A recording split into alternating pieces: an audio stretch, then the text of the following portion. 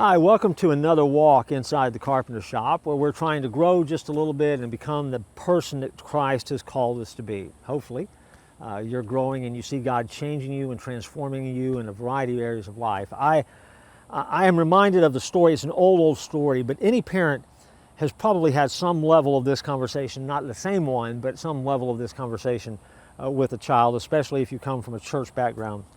The story goes, it's the middle of a thunderstorm, lightning storm. The thunder's just rolling across the sky. The lightning is flashing through the windows. It is bedtime. The little child goes to bed, but the child can't sleep because they're scared of the storm. So they call out to the dad or the mom. Parent comes into the room, and the parent tries to be reassuring, says all the right things. They've prayed, and they say, and don't worry, Jesus is with you. And the child looks back, still terrified, and say, but I don't need Jesus to be with me. I need Jesus right now with skin on.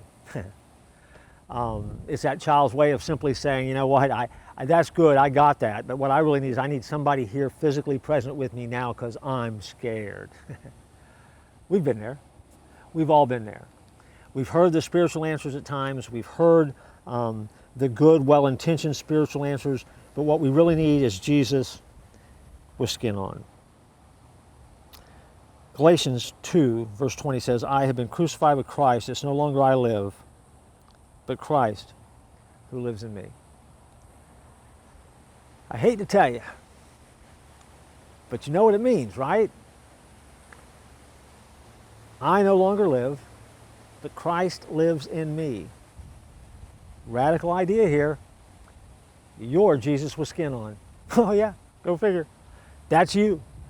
Jesus with skin on is how you move through the world each day, because if you are his child and you're following him, and if you're not following him and you're watching this, please email us, because really the audience we think for this particular program is really one that has already made a decision to follow God. But if not, let us know that.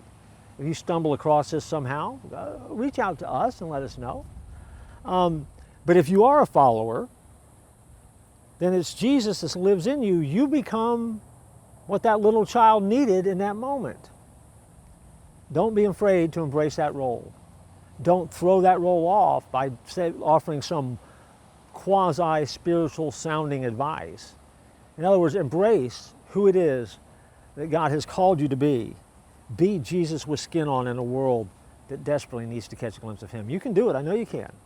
I know you can because you've been growing up in the carpenter shop. I look forward to joining you next time.